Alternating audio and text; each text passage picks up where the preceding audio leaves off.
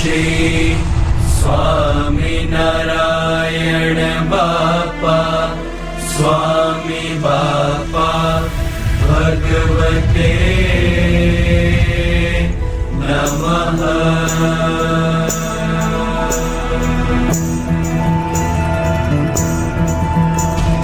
नमो नमः श्रीहरये बुद्धिदाय दयावते भक्तिधर्माङ्गजाताय भक्तकल्पद्रुमाय च सुगन्धपुष्पहाराद्यैर्विविधैरुपहारकैः सम्पूजिताय भक्तोघैः सीताम्बरधराय च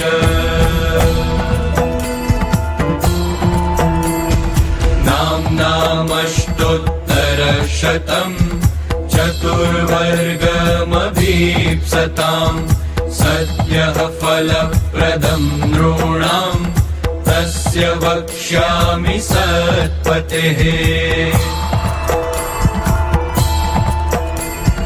वर्णिवेशरमणीयदर्शनम्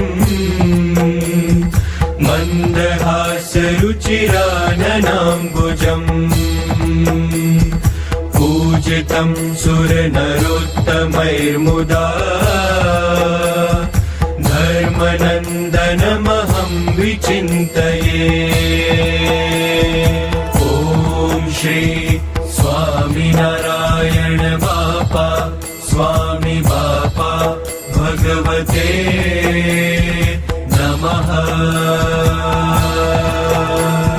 श्रीकृष्णः श्रीवासुदेवो नरनारायणः प्रभुः भक्तिधर्मात्मजो जन्मा कृष्णो नारायणो हरिः हरिकृष्णो घनश्यामो धार्मिको भक्तिनन्दनः बृहद्व्रतधरः शुद्धो राधाकृष्णेष्टदैवतः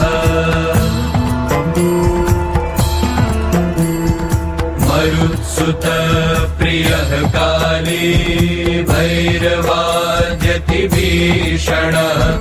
जितेन्द्रियो जिताहार तीव्रवैराग्य आस्तिकः योगेश्वरो योगकला प्रवृत्तिरतिधैर्यवान् ज्ञानी परमहंसश्च तीर्थकृतैर्त्रिकार्चितः क्षमानिधिः सतोन्निद्रो ज्ञाननिष्ठस्तपप्रियः सिद्धेश्वर स्वतन्त्रश्च ब्रह्मविद्याप्रवर्तकः पाषण्डोच्छेदनपटुः स्वस्वरूपाचलस्थितिः प्रशान्तमूर्तिर्निर्दोषो सुरगुर्वादिमोहनः।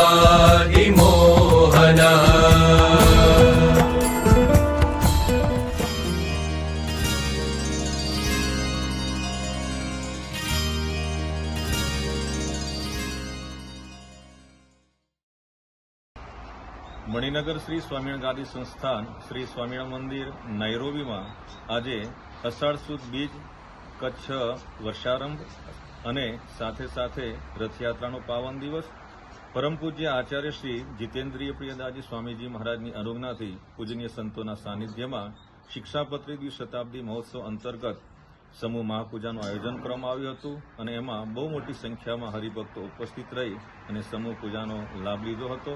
વિશ્વમાં શાંતિ પ્રસરે તદર્થે આ મહાપૂજા યજ્ઞનું આયોજન કરવામાં આવ્યું હતું. જય સ્વામિનારાયણ.